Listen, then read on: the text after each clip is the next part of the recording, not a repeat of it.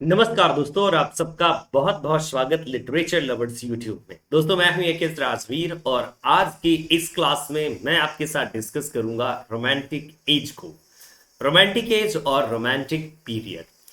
दोस्तों brief history of English literature की ये सीरीज जो मैंने चालू की थी, जिसमें मैंने ग्रीको रोमन पीरियड से लेकर के अभी तक आपके लिए नियो क्लासिकल पीरियड के ट्रांजिशनल पीरियड तक को कवर किया है। वो सारे वीडियोस के जो लिंक है वो डिस्क्रिप्शन बॉक्स में है, आप चाहें तो चेक कर सकते हैं या फिर डायरेक्टली आप दोस्तों मेरे व्हाट्सएप नंबर पर मुझे मैसेज करके वो सारे लिंक ले सकते हैं। दोस्तों इस वीडियो में मैं क्या क्या बात करने वाला हूं, सबसे पहले इस चीज को समझ लीजिए और इसके बाद दोस्तों हम प्रोसीड करेंगे आगे और देखेंगे दोस्तों इस वीडियो को। सबसे पहले मैं रोमांटिक एज के बैकग्राउंड की बात करूंगा, हिस्टोरिकल जो बैकग्राउंड है उसकी बात करूंगा। रोमांटिक रिवाइवल और रिवोल्ट क्या है, कई बार दोस्तों आपके एग्जाम में क्वेश्चंस आते हैं तो इस पर मैं बात करूंगा। फ्रेंच रेवोल्यूशन ने क्या रोल प्ले किया रोमांटिक एरा की बिगिनिंग में, उसके बारे में मैं बात करूंगा। अमेरिकन रेवोल्यूशन का क्या रोल था, तो दोस्तों अमेरिकन रेवोल्यूशन की बात करूंगा। नेपोलियनिक वॉर की बात करूंगा मैं, और गॉर्डन रियॉट की बात करूंगा। पीटरलू मैसाकर की बात करने वाला हूं आपके साथ। लिरिकल बैलेड्स का क्या गाइस कंट्रीब्यूशन था, उस पर भी मैं बात करूंगा। और मेजर स्कूल ऑफ पोएट्स जैसे lake school of poets, cockney school of poets and satanic school of poets, तो इन तीनों स्कूल ऑफ पोएट्स की बात करूंगा। और सबसे लास्ट में बात करूंगा major authors of the period, कि इस पीरियड में कौन कौन से पोएट्स थे जो एक्टिव थे। दोस्तों उम्मीद करूंगा कि आप इस वीडियो को बिगिनिंग से लेकर के एंड तक देखने वाले हैं। दोस्तों अगर आप इस वीडियो को बिगिनिंग से एंड तक देखते हैं तो रियली आई थिंक कि आपको 100% बेनिफिट मिलेगा, चाहे वो आप यूपी टीजीटी के एग्जाम की प्रिपरेशन करते हो या पीजीटी एग्जाम की या यूजीसी नेट एग्जाम के एस्पिरेंट हो। और अगर आप दोस्तों पेड कोर्सेज चाहते हैं तो आप मुझसे कांटेक्ट कर सकते हैं, ये हैं हमारे यूजीसी के चार्जेस। टीजीटी और पीजीटी के चार्जेस के लिए आप मुझे मैसेज कीजिएगा मेरे नंबर पर। तो दोस्तों चलिए अब शुरू करते हैं मेन पार्ट को इस वीडियो के। तो दोस्तों सबसे पहले मैं बात करता हूं कि ये जो एज है इसे हम रिवोल्ट बोलते हैं। तो रिवोल्ट क्यों बोलते हैं दोस्तों, जो पिछले वीडियोस मैंने आपको दिए जिसमें रेस्टोरेशन, अगस्टन और ट्रांजिशनल पीरियड के 3 वीडियोस मैंने आपको दिए हैं, और उन 3 वीडियोस में मैंने आपसे क्या बात किया था कि जो नियो क्लासिकल पीरियड था so that was bounded with rules, मतलब कुछ नियम थे। वो कैसे नियम थे कि अगर आप पोइट्री लिखते हैं तो इसी टाइप लिखेंगे, अगर आप पोइट्री के किसी फॉर्म को अडॉप्ट करते हैं तो हीरोइक कपलेट ही होगा। तो कई सारे दोस्तों रूल्स थे। और ये जो रोमांटिक पोइट्री है तो रोमांटिक पोइट्री है revolt against trend of neo classical as. अब ये दोस्तों जो ट्रेंड है नियो क्लासिकल एज का, वो कौन सा ट्रेंड है आप समझ जाइए दोस्तों। डायडेक्टिक पोइट्री, जो हीरोइक कपलेट में ही गई पोइट्री होगी, अर्बन पोइट्री ही होगी, कॉमन मैन पर कोई फोकस नहीं होगा। So yes, trend of neo classical poetry, so it was revolt against trend of neo classical poetry. इसके बाद दोस्तों बात आती है रिवाइवल की। सो ये रिवाइवल किस बात का था, so it was revival of Elizabethan and Jacobean writing. दोस्तों जो एलिजाबेथन और जैकोबियन पीरियड है रेनेसा टाइम पीरियड के, तो इन पीरियड्स में काफी सारी फ्रीडम ऑफ इमेजिनेशन थी। इवन विलियम शेक्सपियर जैसे आपके प्ले राइट्स ने काफी इमेजिनेटिव टाइप की राइटिंग की है। Sonnet and all different type के फॉर्म्स ऑफ राइटिंग भी थी। So it was revival of Elizabethan and Jacobean writing and revolt against neo classical trend of writing guys. अगर आप नियो क्लासिकल के बारे में डिटेल में जानना चाहते हैं तो प्लीज मेरे पिछले वीडियोस देखिएगा, आपको मिल जाएगा। दोस्तों love for nature, romantic as की एक सबसे बड़ी खासियत थी love for nature, animals and landscape. Simple अगर मैं आपको 2 शब्दों में कहूं तो दोस्तों हम कह सकते हैं romantic literature is all about love for nature, animal, landscape. In short the poetry based on flora and fauna. Flora and fauna means guys the world of flowers, the world of trees and plants, animals and all guys. Yes, so flora and fauna guys. So this is what guys की जिस पर based poetry लिखी गई romantic time period में। थोड़ा सा दोस्तों overview जानते हैं इस एज के बारे में। रोमांटिक एज जो है दोस्तों वो बिगिन कब होती है? सो रोमांटिक एज की बिगिनिंग होती है 1798 के साथ और एंडिंग होती है 1837 के साथ। दोस्तों 1798 क्यों? क्योंकि दोस्तों आप समझ लीजिए कि 1798 में William Wordsworth, Samuel Taylor Collins, इन दो लोगों ने मिलकर के एक बहुत ही इंपॉर्टेंट वर्क पब्लिश किया था जिसे हम मैनिफेस्टो ऑफ रोमांटिक एरा कहते हैं दोस्तों, और जिसका नाम है लिरिकल बैलेड। ये 1798 में आया था दोस्तों। इसके बाद लिरिकल बैलेड के और भी वर्जन्स आए 1800, 1802 एंड ऑल। सो गाइज वो अदर वर्जन है लिरिकल बैलेड के, लेकिन सबसे पहला लिरिकल बैलेड 1798 में आया। दोस्तों जो रोमांटिक एरा है, तो कई बार दोस्तों आपको दो चीजें मिलती हैं रोमांटिक एरा की एंडिंग की। एक तो आता है दोस्तों कि जब 1832 में वॉल्टर स्कॉट की डेथ हुई। वॉल्टर स्कॉट एक हिस्टोरिकल नॉवलिस्ट थे और दोस्तों इन्हें फादर ऑफ हिस्टोरिकल नॉवेल कहा जाता है। दूसरी एंडिंग कंसीडर की जाती है क्वीन विक्टोरिया वाली। दोस्तों मैं आपको कहूं तो प्लीज आप 1837 को कंसीडर कीजिए कि जो रोमांटिक एरा है 98 से स्टार्ट होकर के 37 में ये एंड हो जाता है। इसी को आप माने क्वीन विक्टोरिया के गाइस कोरोनेशन के साथ ही। कोरोनेशन यानी कि जो क्वीन विक्टोरिया थी सो वो इंग्लिश थ्रोन पर आई। दोस्तों वैसे मैं आपको बताऊं कि जो रोमांटिक लिटरेचर है that is against neo classical trend of writing. और neo classical trend of writing में मैंने गाइज आपको बताया didactic in nature, heroic couplet ही होना चाहिए guys, yes, and urban poetry guys, yes, simple city poetry पर फोकस किया जा रहा था। लेकिन दोस्तों जो रोमांटिक लिटरेचर है that is going to depict personal emotion guys, you know, emotional matter, imaginative form, imagination, emotion, freedom, self expression, individual uniqueness and main feature of romanticism. So बस समझ लीजिए गाइस कि जहां पर new classical poetry objective form में लिखी जा रही थी, वहीं पर गाइस रोमांटिक पोइट्री सब्जेक्टिव, और जहां पर गाइस आपको आई वर्ड आपको ज्यादा मिल जाएगा। जो लेटर ये आई है सो ये गाइस बहुत अच्छे से मिल जाता है आपको, बिकॉज पर्सनल और इंडिविजुअल एक्सप्रेशन इज देयर। दोस्तों इस टाइम पीरियड के जो राइटर्स हैं उन्होंने सब्जेक्टिव पोइट्री को फॉलो किया, वो मैंने ऑलरेडी बताया। स्पॉन्टेनिटी, क्योंकि विलियम वर्ड्सवर्थ ने कहा poetry is the spontaneous overflow of powerful feelings recollected in tranquillity. Individual unique freedom from rules, because guys new classical poetry that was bounded with rules. Didactic होगी, heroic couplet में होगी, city poetry होगी, but guys यहां पर क्या था, freedom from rules. Solitary life, यानी कि guys you know solitary life को एक्सप्लोर किया गया। Imagination superior than reason, love and worship of nature, यानी कि गाइस इस टाइम पीरियड के जो पोएट्स थे वो लवर थे नेचर के। कीट्स देखिए दोस्तों lover of beauty, Wordsworth lover of you know nature, Coleridge guys lover of supernatural elements, and you know Shelley guys a revolutionary poet। so बस आप समझ लीजिए fascination, past, myth and mysticism and all को guys बहुत अच्छे से explore किया गया, और मिडिल एजेस को भी एक्सप्लोर किया गया है रोमांटिक पोइट्री में। रोमांटिक एरा की जो पोइट्री है so on that poetry you can see themes. Basically कौन कौन सी थीम्स मिलेंगी? लव, हिस्ट्री, नेचर, ये बहुत ही प्रेवलेंट प्रोमिनेंट थीम्स हैं नियो क्लासिकल पोइट्री की। लिटरेरी फॉर्म्स की अगर बात किया जाए गाइस, सो कौन कौन से लिटरेरी फॉर्म्स थे? Blank words, lyric, ballad, sonnet, historical novels दोस्तों। सो रोमांटिक पीरियड में blank words, lyric, ballad, sonnet, historical novel. जैसे दोस्तों ब्लैंक वर्ड्स में अगर देखें प्रिल्यूड है विलियम वर्ड्सवर्थ की।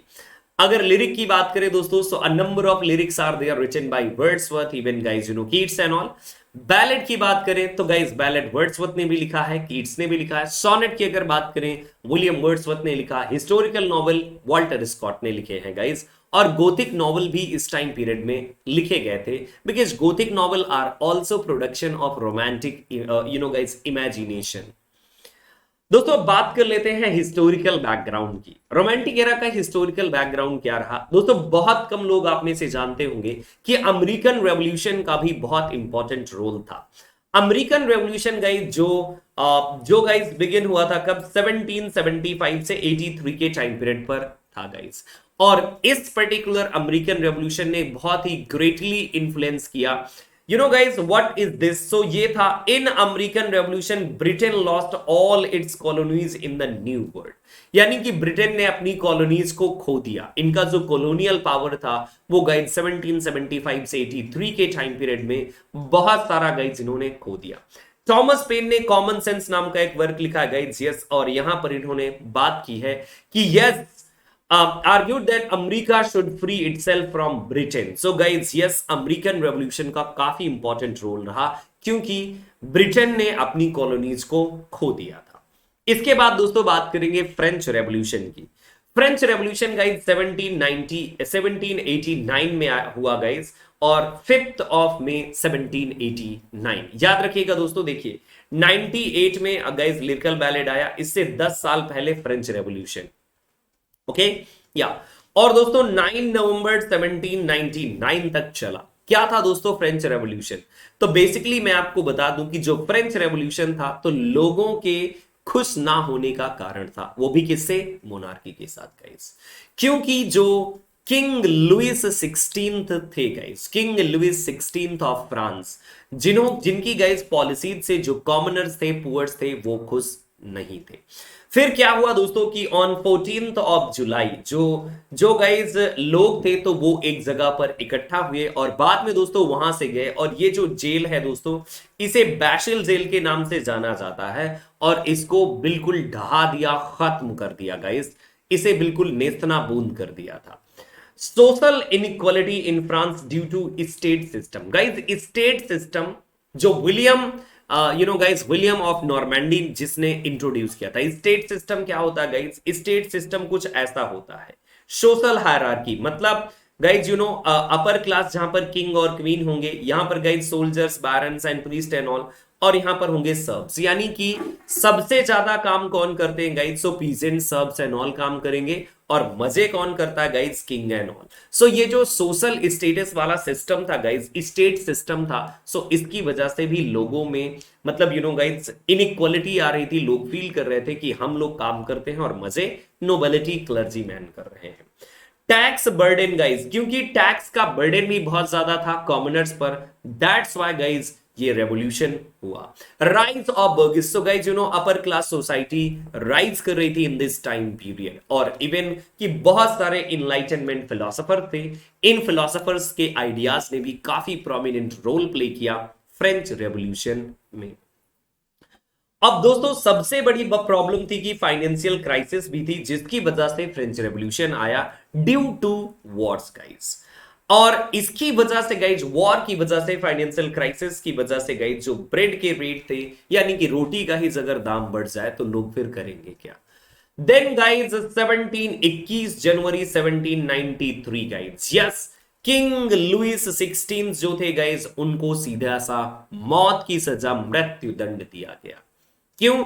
क्योंकि कहा गया कि yes he was the best reason for high treason and crime against the state. और गाइज इनका गिलोटाइन किया गया। गिलोटाइन का मतलब होता है कि ऐसे लिटा दिया जाता है, और ये देखिए जैसे ये इंसान लेटा है, अगर आप देख पा रहे हैं स्क्रीन में, और ये लेटा है गाइज, और यहां पर एक बहुत ही धारदार गाइज ये हथियार टाइप का, ये कह दीजिए कि ऐसी एक ये होती है गाइज, यस, और ये गिरेगी, इसे छोड़ दिया जाएगा और इसकी सीधे गर्दन कट जाएगी डायरेक्टली।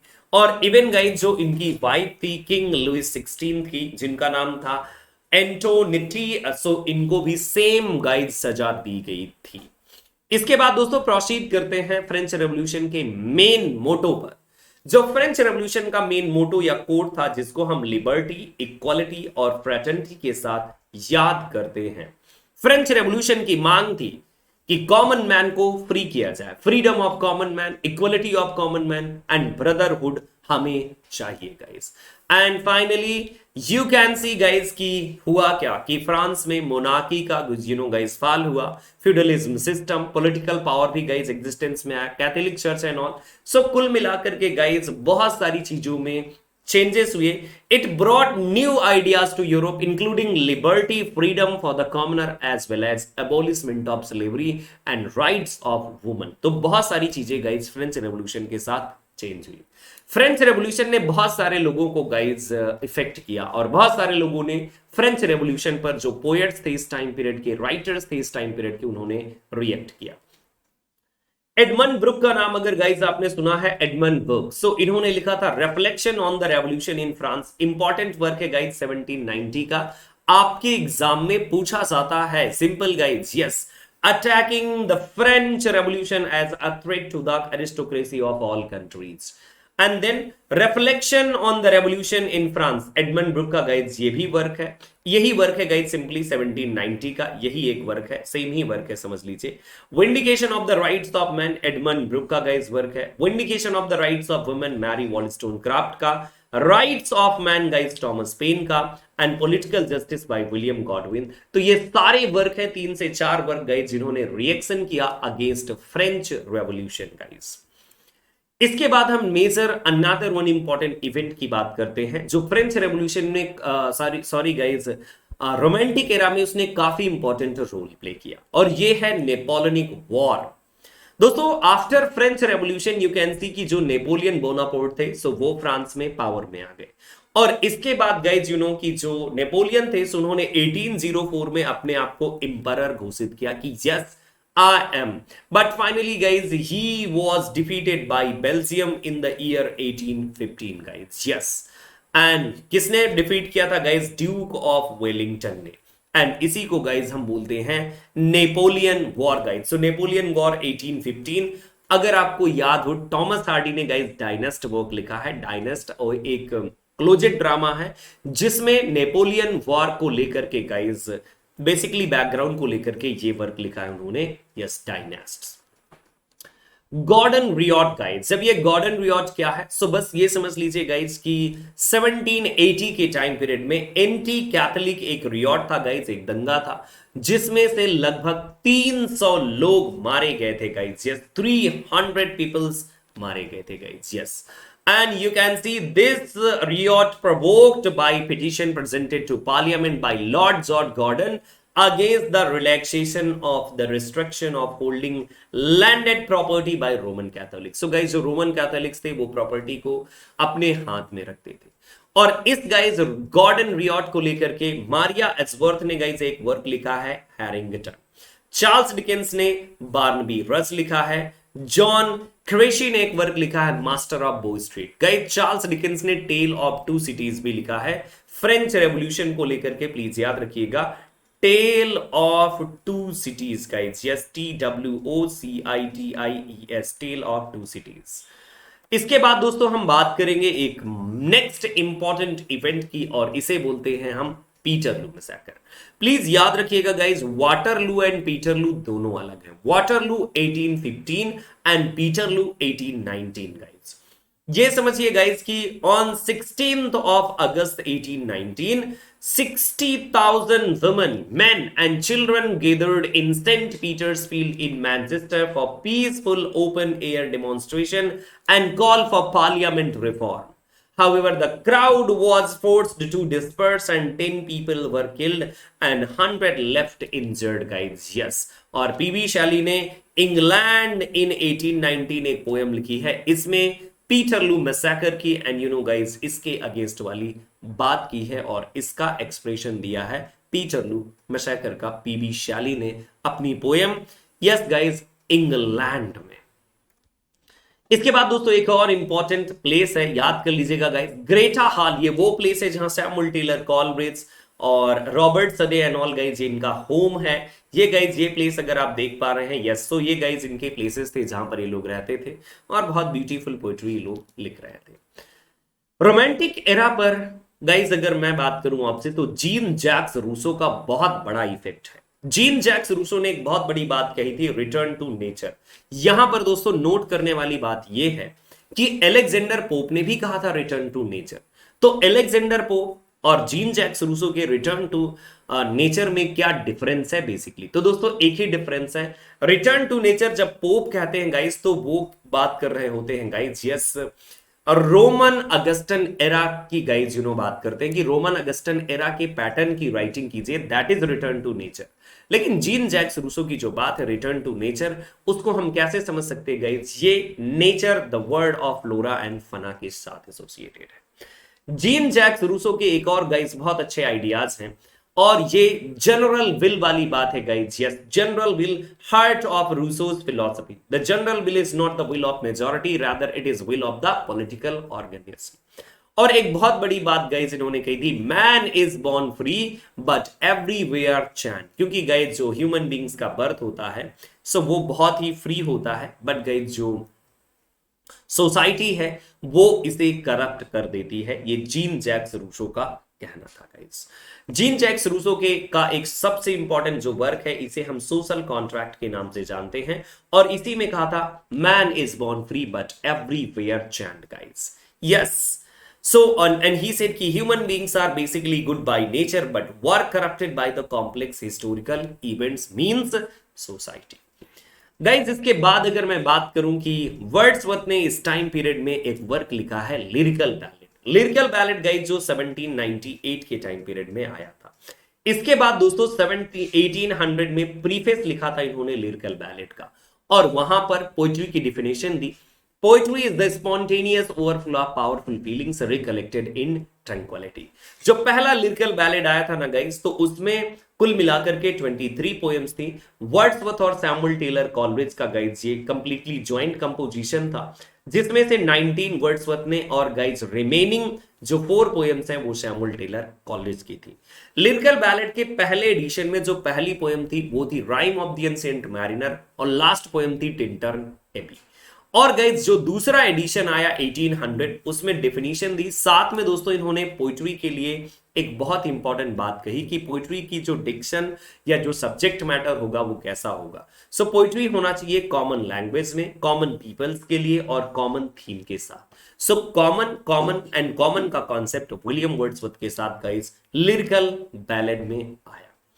रोमांटिक पोएट्री की कुछ कैरेक्टरिस्टिक्स हैं, जैसे गाइस मिस्टिसिज्म पर बात करेंगे, interest in past, love for nature, subjectivity, spontaneity, freedom of imagination, interest in humanity, common life, subjective poetry. So ये चीजें गाइस आप रोमांटिक पोएट्री में देख सकते हैं, ऑब्जर्व कर सकते हैं अगर आप चाहें तो। और इसके बाद गाइस मैं आपसे लास्ट में बात करने वाला हूं कि इस रोमांटिसिज्म में गाइस 2 जनरेशन थी guys, first generation and second generation.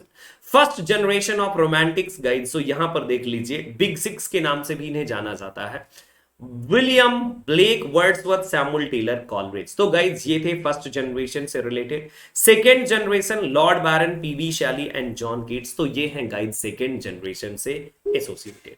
इनके वर्क्स के बारे में आपको गाइड जानना चाहिए और समझना भी चाहिए इनके वर्क्स के बारे में। थोड़ा वीडियो बड़ा हो जाता है इसलिए मैंने छोटा रखने के लिए इनके वर्क्स को मेंशन नहीं किया।